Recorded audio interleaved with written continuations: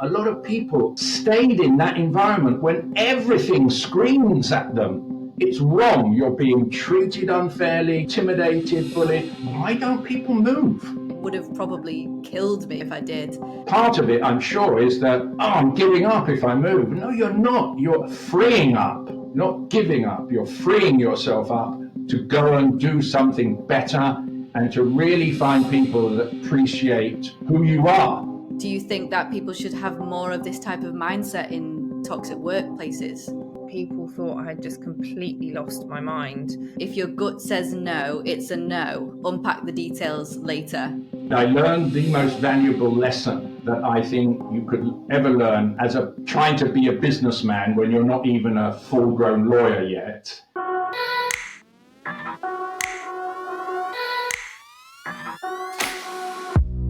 The secret weapon that most lawyers overlook, it's not just technical skills, it's not just experience, it's cultural intelligence. The ability to navigate different perspectives, understand global nuances, and adapt to unfamiliar environments. In an industry that's becoming more international by the day, it's the difference between stagnation and opportunity. Think about it, the best lawyers aren't just great at law, they're great at people. They build relationships across borders, decode unspoken cultural expectations, and know how to turn differences into strengths. In this conversation, we sit down with Gary Miller, partner at Mishcon de Reya, head of China Desk and chair of International Fraud Group. Gary is a global asset recovery expert with 47 years of experience in uncovering and securing assets, leading cross-border teams, and driving high-stakes settlements. In this conversation, we talk about the power of cultural intelligence in law, the value of trusting your instincts, the lessons that come from embracing change, building the right networks, and seeing failure as part of growth. So Gary, you've had an absolutely incredible legal career. You still do. You still, in the legal industry. What would you say if you looked back on everything you've learned, everything you've experienced? What would you say would be the key to you getting to where you are now? Dead easy to answer that because we spoke a little bit about our respective Asian experience before, Holly. There is no doubt that Hong Kong defined me as a lawyer, as a person. I would have been a sad wreck of a human being had I not gone to Hong Kong. That's all I can say. I was so frustrated working and being in England. And for me, it was an escape, but it was one of those life-defining moments. And everything I've done since, unsurprisingly, has been because of, or as a result of, or engineered by that experience and by the people I met there. I can completely resonate with you because I have the same feeling, although I started my legal career in Hong Kong. I studied and then I worked in a law firm there just for a very little bit of time. And that changed the complete rest of my life and my career. So I completely know what you're talking about. I'd like to know more specifically, what was it about the experience in Hong Kong that changed your career or maybe your mindset? Sure. To understand that or to be able to share that, got to look back a little bit at the nature of the legal profession in particular that I was faced with. I mean, this to you will seem like time travel because I'm talking about 1977 when I went to Hong Kong. And the law and the world, of course, but the law was in a very different place. My training, as you call it now, was articled clerking. And I went to a white shoe, magic circle law firm. And it hadn't been many years since they had finished the process or the practice of you paying law firms to train you.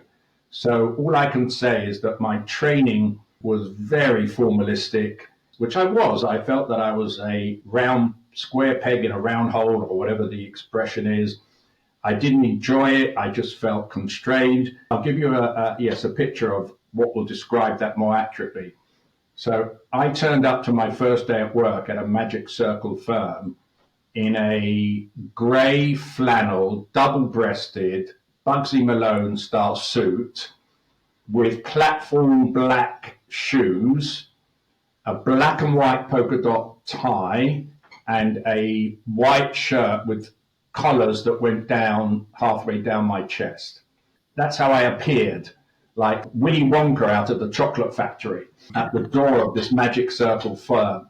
And that really just gives you an idea of how you think round peg, square hole would have worked. It didn't. I just rubbed against the conventional practice of law, of lawyering, of dealing with people, very autocratic.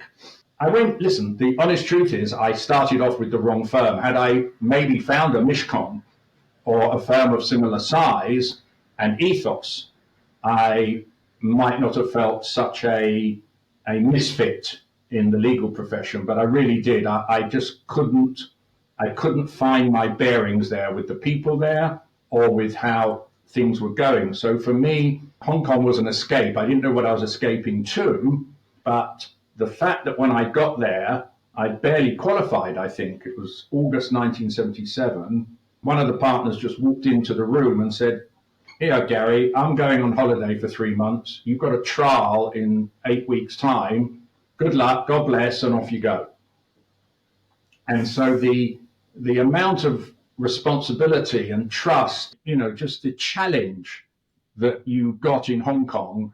I was doing work, and that's part of the long-winded answer to your question. I was doing work within a year to 2 years that junior partners in the UK weren't getting. So it was it just exploded. Experience, challenging, of course, culturally, just amazing. Learning, it was so tight knit, it was so friendly, but in every core of that friendliness was, we're here to do business. I think we've got to the key of the answer to that question. Why? Because I felt for the first time I was actually involved in a business and not just a pure vocation or profession.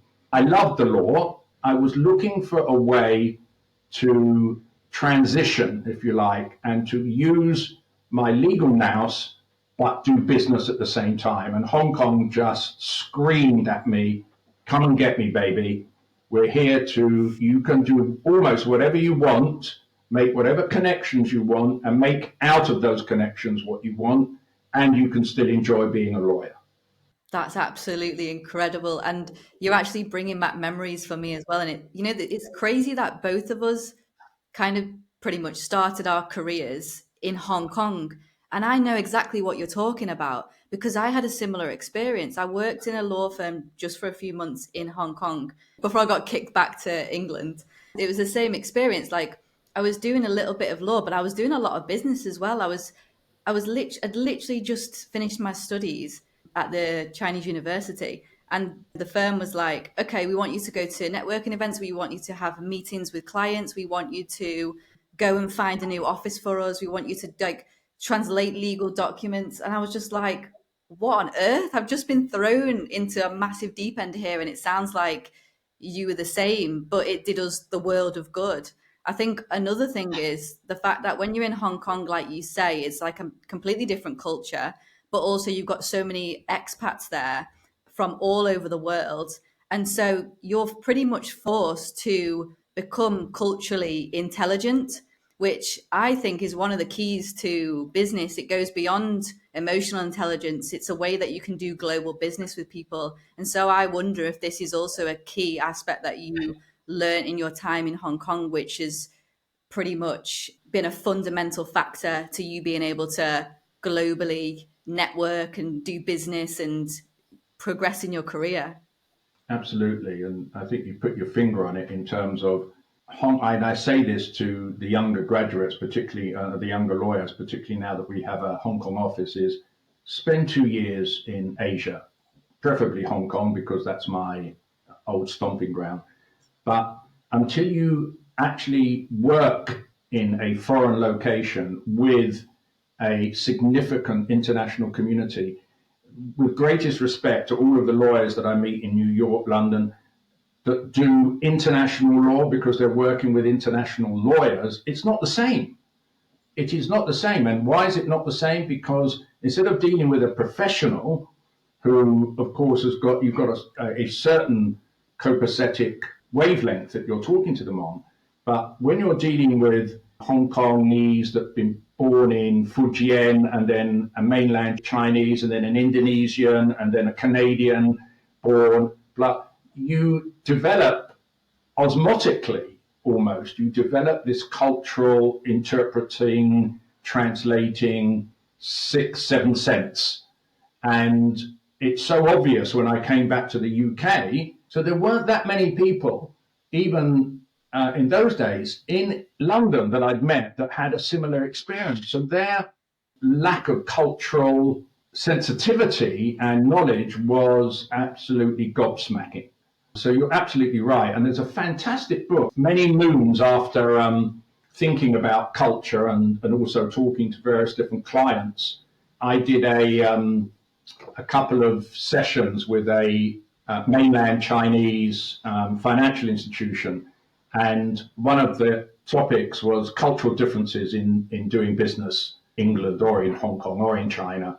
And around that time, I was looking for something and I found the culture map by this lady, Erin Mayer, and it's absolutely just insanely good. It just explains on a spectrum of conservatism and freedom in a way of expression of how different people interpret different people's behavior, like come to work on your bicycle in the Scandinavian countries is something that everyone thinks is great. You turn up in your limo or in a car, then they think, for example, that you're trying to separate yourself from the gang. So these cultural signs and cultural habits are absolutely critical, and you learn them completely unknowingly in Hong Kong because you just got to do it to get by. You won't get a client from Japan or Indonesia if you're not picking up those vibes.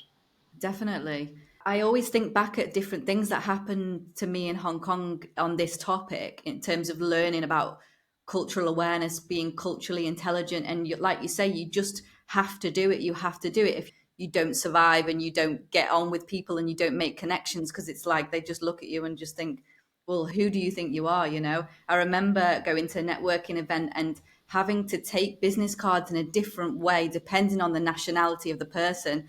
Like, for example, if they're from China or Hong Kong, you take it with two hands, otherwise it's disrespectful to take it with one hand. And then with European ones, it was like, yeah, thanks. But with the Chinese ones, you had to also study the business card in front of them in order to show respect. Holly, you've got Chinese New Year. I don't know to what extent. In fact, you two should come to our Chinese New Year party on the 20th of February. I'll get Kelly to send you some invites, but you'll see it. Although, of course, WeChat has overtaken the world in terms of intra-Chinese communication wherever they are in the world.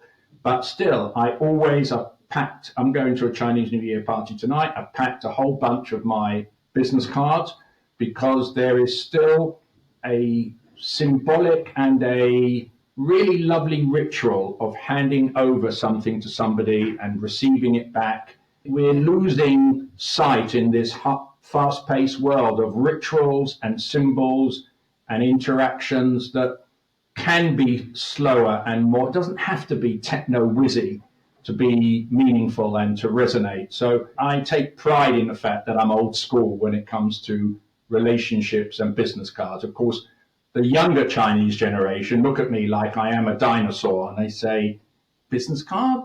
Wei Xin. And so I get out my own, and I've got Wei Xin, and I've been studying Chinese on Wei Xin. But still, there is a group, and I guess it's age, and it's not all age related, but there is a kind of time and a place for a more traditional introduction. And that's what I loved and love about Asia. And I'm curious as well, Gary, about your time in Hong Kong, because you said it changed the way you did business, it changed the way you did law and progressed as a lawyer. But I believe you also said it changed you on a deeper level personally. What does that mean?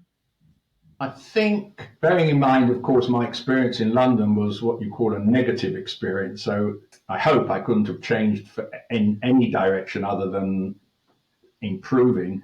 It changed me, and it must be because of two things: the people I met, which make you question your own values, your own way of behaving, and this cultural change. You suddenly have to be a chameleon. And so it makes you develop different skills for talking to different people. But also, which is not much known about Mr. Miller here, is that within a couple of years of being in Hong Kong, I went into a business, into the fast food business with a couple of partners. There were four partners, and of which I was one, and it was the possibility of, bear with me, of acquiring a franchise. This is 1978, 1979, acquiring the Shakey's Pizza franchise or a Sizzler Steakhouse franchise. Now, I won't bore you, but what a surprise. We chose the wrong franchise and the business tanked. And I learned the most valuable lesson that I think you could ever learn as trying to be a businessman when you're not even a full-grown lawyer yet. Because I was always running and jiving in the sweeps in the deep end before I could actually swim, kind of thing. And I signed a bank guarantee. And this bank guarantee was for a sum that was about 10 times more than I had in the world. And the reason I signed it is I thought, look, what's the worst they're going to do? They're going to take away nothing because I was renting my apartment. I didn't have any assets. But I learned a really valuable lesson about kind of psychological restraints and constraints and feeling, yeah, that feeling in a way of responsibility, of having signed something. I've now moved into the world of business. Of course, if I'd been bankrupted, I would have lost my practicing certificate and things like that. But for 3 or 4 years, we turned it around and we sold the restaurant and we sold the business and we got out of the guarantee. But that was a hugely transformational experience for me, not the least because in that business, which was in Mongkok, I don't know whether, Holly, you've been there, but it's like one of the most densely populated areas of the earth. I had to go down there at certain times. I had to negotiate with triads who were blocking the entrance to the restaurant. And, it was just, I grew up by about 20 years in that 3-year period. I learned about never sign a guarantees. Whenever there's clients in front of me and they're saying, oh, the banker's asked us, no, do not sign a guarantee. Put in some money, do not go there. And also the question of doing your research, it helped me develop on so many fronts, and also was really part of developing that instinct that I always say to people now. I'm like a energistic kind of animal. I work on the basis of meeting people, feeling their energy. My instinct is, I hope, known within the firm, but for some reason it must be I was drawn to the business of fraud investigation, dishonesty. I can within seconds, if not minutes, weigh somebody up. It forced me to come into the real world and to understand what business was really about, about owing money. The business and the life of a lawyer is a relatively safe one. I don't mean any disrespect to those poor lawyers who have, businesses have tanked because their premises were too expensive. But generally, it's a safe way of doing business. And credit to everyone, including you guys, who decided that, okay, that safe world is okay, but I want something a bit riskier. And I think what Hong Kong helped me to do was to start to balance the risk reward scenario and what I needed to do in order to satisfy that entrepreneurial streak. Okay, you can do this, but if you go beyond that and you extend yourself into that direction, you're just going to mess up what the foundation of what you're doing is all about. So it just helped me come to terms with business. I love this story, Gary. And I think one of the things which really struck me about you when we first spoke, and I said it to you at the time, was that you didn't come across to me like a lawyer. And I could see straight away this sort of entrepreneurial streak. You had a different flair. And what I really like about that story is we're talking at its heart, as you just said, about risk and reward. And this is something we talk to lawyers a lot about, because lawyers are notoriously risk averse, hold themselves back. But as you've just explained, actually, from that kind of potentially negative experience, you actually learn some of your most valuable life lessons. And perhaps that's, really fed into who you are today.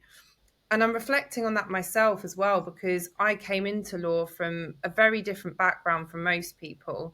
And my dad used to call me, probably still does, a street fighter.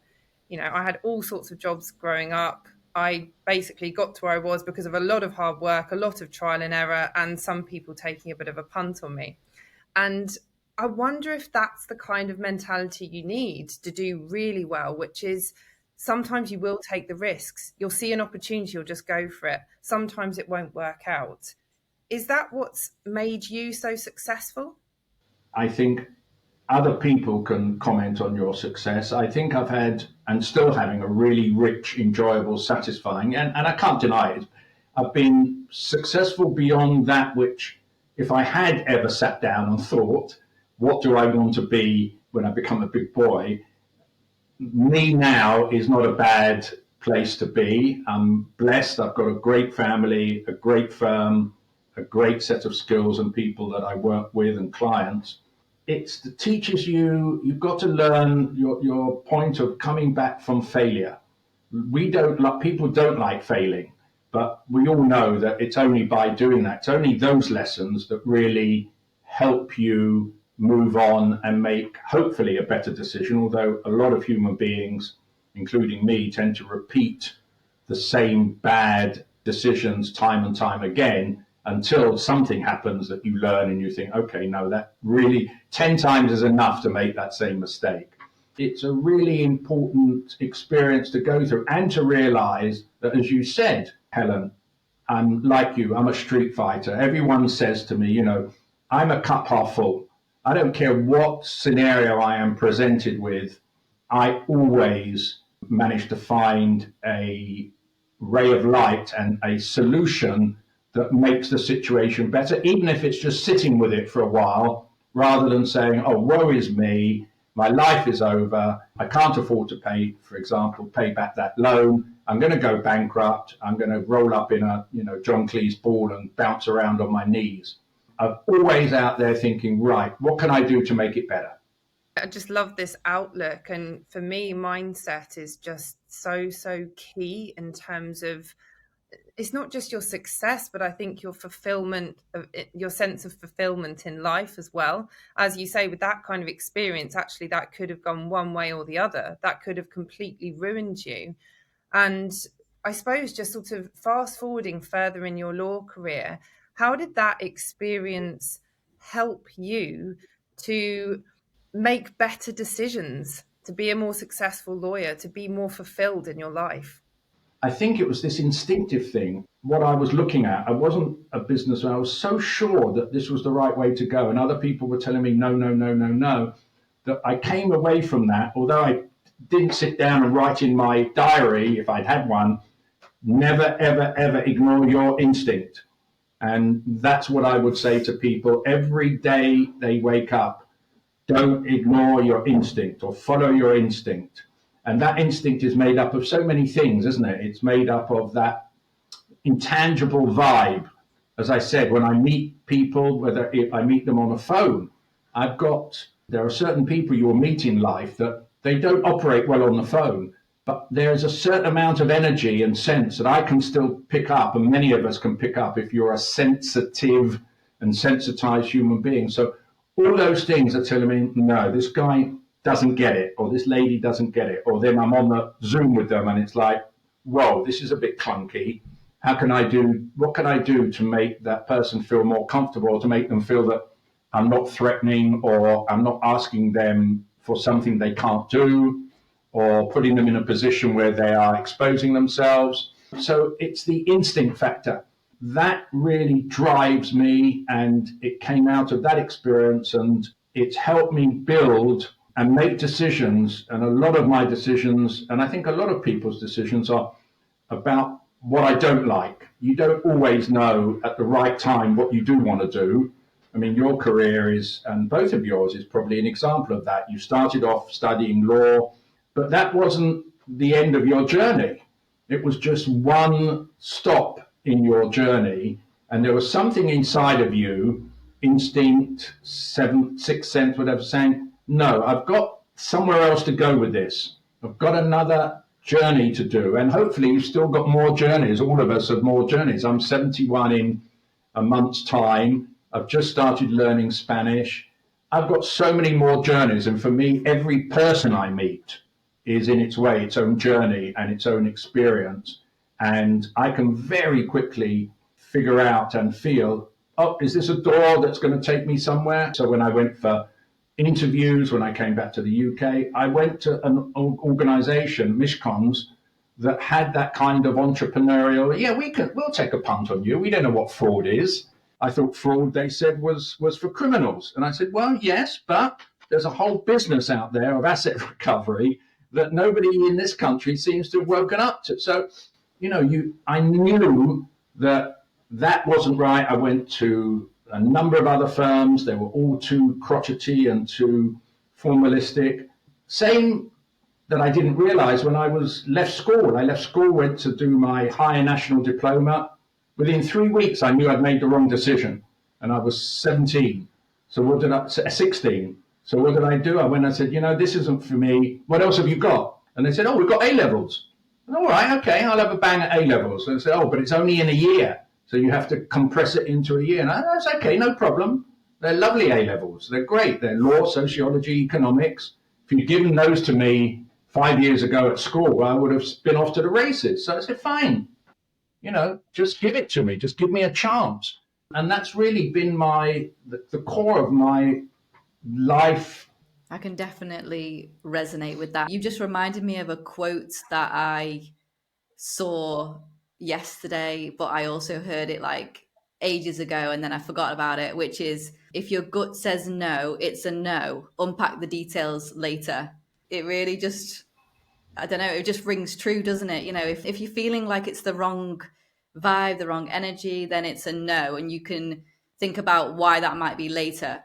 But how do you balance this with, I guess, looking like a failure? I'll explain what I mean by this. So, let's say you're in university or you're in a legal career or a job you don't like, and your gut's telling you this is not the right place to be. It's a no.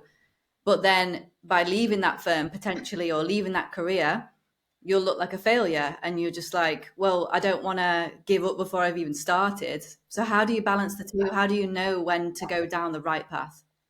I guess it all depends who you've got around you to help you bounce off those instinctive feelings, because we all can benefit from a kind of mentor kind of thing. And more in life, and particularly as coaching.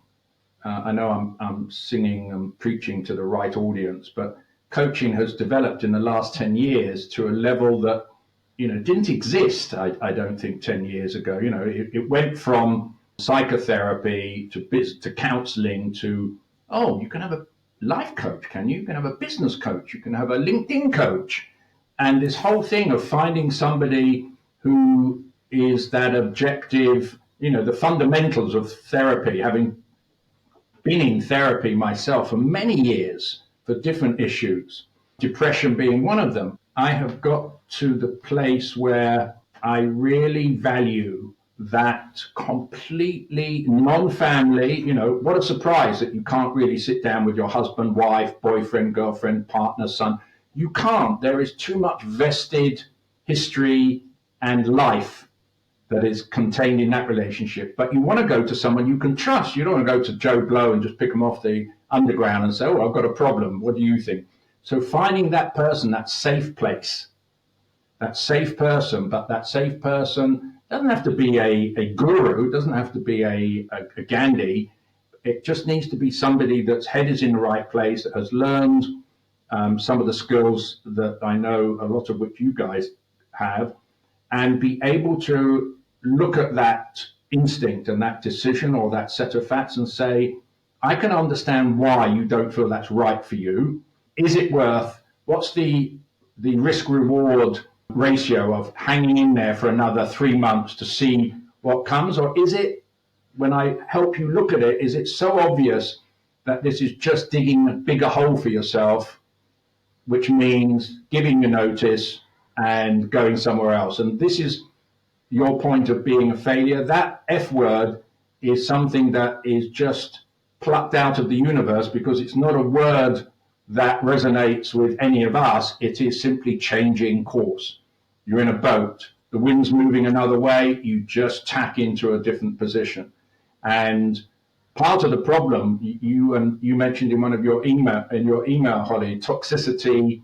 A lot of people, and this whole me movement, a lot of people stayed in that environment when everything screams at them, it's wrong, you're being treated unfairly, you're being intimidated, bullied. Why don't people move? And part of it, I'm sure, is that, I'm giving up if I move. No, you're not. You're freeing up, not giving up. You're freeing yourself up to go and do something better and to really find people that appreciate who you are and how you like to be treated. I've never had much truck with people saying, I'm a failure. Listen, on the extreme level, if you've tried 100 businesses and not one of them has been successful, you have got to take a good hard look at what it is you're doing. The businesses have failed. Does it mean you failed? Might not be. It might not be that you're a failure. You just might be a serial entrepreneur. And we all know that there's a lot of entrepreneurs, billionaires that have gone bankrupt. And you mention the word bankrupt to people and they're like, oh my God, that's the end of it. For them, it's just a business condition that they faced because the assets didn't equal the liabilities and they had to do something to make them go away and start up again. Yeah, it was a failure if you want to look at it like that, but it was the business that failed, not them. Gosh, I just got shivers down my spine, Gary, when you said making a decision which perhaps goes against the grain. It's not giving up, it's freeing up. And this just takes me back to when I left law as a law firm partner. And honestly, people thought I had just completely lost my mind. And my uncle wrote me this letter, and it came from the best place in the world, in his heart, because he was looking out for me. And he essentially said, look, Helen, your psychotherapy stuff that you do, because that was kind of what I was into at that point. He was like, that's kind of for you to just enjoy on the side. He came from a working class background where his father worked in the factories every single day. And he said, work isn't for enjoyment. That's not what it's there for. You've got this incredible career and just throwing it all away. And at that moment where I decided to leave law, that wasn't the only negative comment I got either. There were lots. It was like I had to take all of that resolve from within myself, find that deep strength, be surrounded by some of the right voices and the right people, like you say, to be able to take a deep breath and just walk out that door. And it was hard, but also for me at that point, it felt like there was no other choice. I think because I was so deeply aligned with my deeper intuition. I don't know if you've ever felt that, Gary, that sense of actually, even though something might look hard from the outside, when you have that inner alignment, it's a no-brainer. Yeah, absolutely. And I think we don't listen to that instinct often enough. And listen, we've also got to then place that in reality. Thank God you were in a position where your decision wasn't impacting a lot of other people, if anyone.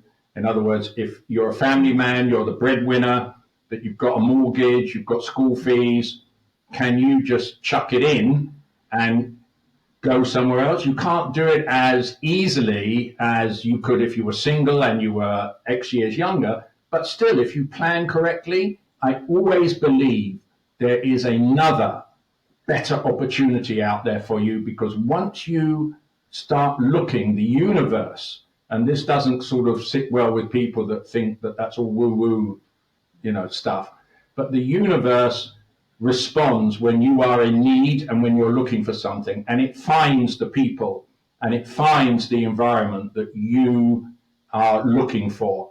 And you can't be in that space without giving up the previous one. There is something completely incompatible about saying, I'll tell you what, I'll continue working as a psychotherapist and I'll see what comes up. And of course, 10 years later, you're still a psychotherapist and nothing particularly exciting. So you've got to give that up, not failing. You've got to give that up, put yourself into that completely vulnerable, but open and vulnerable, same thing, to that open state of mind where everything is hitting you freshly and you can get excited about it and you can analyze it and respond to it in a much more positive way.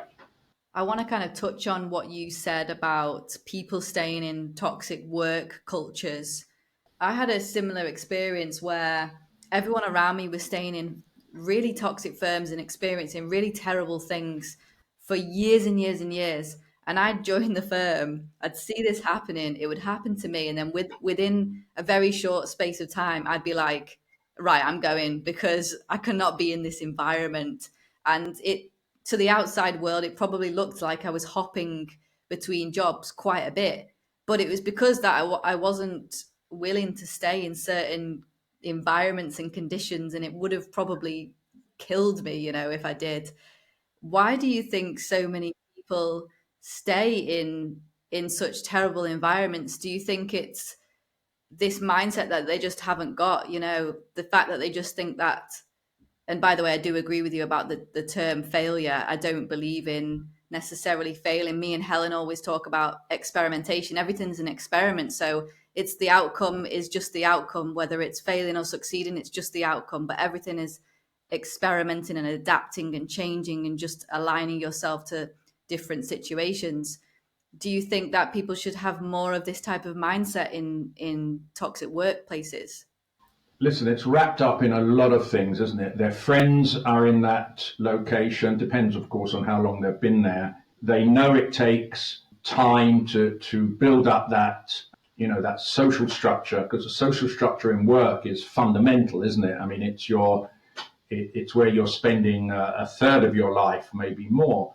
And of course, it's the fear, what will happen if I leave this? Will I get another job that is better than this, or am I just trading one toxic environment for another? But that's all of what the three of us would call, that's all of the negative space talking to you. You can still go out and go to a recruitment agency. You can talk about these things and you can say, I'm looking for a less stressful, more welcoming, a supportive lifestyle kind of environment. And there are tons of them out there. You just need to look at the people that good friends of mine that have left my firm and other firms and said, you know what, I'm going to go and work in Hampstead or in Brentwood or in whatever. It's a lovely environment. I'm going to Richmond or whatever. I'm going to have a smaller bunch of people as my partners, but we all have a similar perspective on life. So there's always something better. It does require living through discomfort to get there. And we as human beings are not good with discomfort, are we? We don't want to be in a position of discomfort. Who would be? But in many, many, many scenarios, it's the learning that you get from being in that, from being patient, from just sucking it up and saying, okay, let's not overreact to this. Is this person going to change? Can I change that person? I remember from my perspective, you might kind of sort of resonate with this in the sense of, in my younger days, I was a real ball breaker. Part of the reason because I came back from Hong Kong, I was starting my career for the second time at the age of 35. I didn't know a soul in England apart from family. And so I was starting again, and it was like, bam, bam, bam, I've got to do this, I've got to build my business, I've got to show this Mishcons what I'm capable of doing. And I remember after about 5 years, one of the people that worked for me had the courage to say, do you know what? That was the worst experience of my life working with you. It was intimidating. It was, whoa. I said, I can now see it, but why didn't you raise it with me at the time? And of course, all the obvious things are you were a partner, who was I? I was just a pope. But I said, that behavior, and as it happens, I was going through a lot of shit at home and building brand new family. And the classic, I was displacing on people in the office my shit that was going on in my head. That's what a lot of people do. It's a human reaction, right? You're annoyed with somebody. What do? You get in the car, you go into the office, and you take it out on somebody that you think is not going to react as your spouse or your partner would. That kind of engagement that is so important as well, to have the courage to go and sit with someone and say, look, I've not, and this is where maybe the system with this Me Too, and I'm not comparing it to any kind of physical or other kind of abuse, but there should always be an opportunity, and you should create it, to speak to the person that's behaving in the way that you are feeling uncomfortable with. Because I've been in business nearly 50 years. I've seen so many examples of people that just don't change those habits because nobody's asked them to. It doesn't mean reporting them to Her Majesty's Police Force or investigating them internally or accusing them. It just means sitting down with them and saying, do you know what? I found that really uncomfortable. And it's like, holy shit. Most right-thinking people say, well, what do you mean? And that you didn't give me any time to rest. It was all go. It was the weekends as well. I had no time to rebuild my energy. And I'm like, whoa. I thought that you were keeping up the pace. I thought, because I'm a maniac, I thought you were one of those maniacs in training. Because we've all seen maniacs in training, right? I mean, it's just part and parcel of the legal profession. It's like, oh, I've got to do more hours. Why are you not responding to my email? It's 10 o'clock at night, and what you've got to do is just say, hey, that's not working for me. And that's where a lot more maturity and a lot more self-confidence, I think. And you and I, that's the name of the game. It's all about confidence, this world, isn't it? It's confidence, being able to, Helen, to come out and say, right, I want to do this business, and I've got the confidence to be successful at it and to keep on going at it. And the same with you. So you've got to have a way of building up that self-confidence and giving you that inner fuel to go to that next stage. This episode is sponsored by Lex Influence, a legal marketing agency specializing in LinkedIn content and management and podcast services. We're not just shaping the future of legal marketing, we're redefining how law firms connect, influence, and lead. If you'd like more information, just go to the description of this podcast episode. Lex Influence, where law meets influence.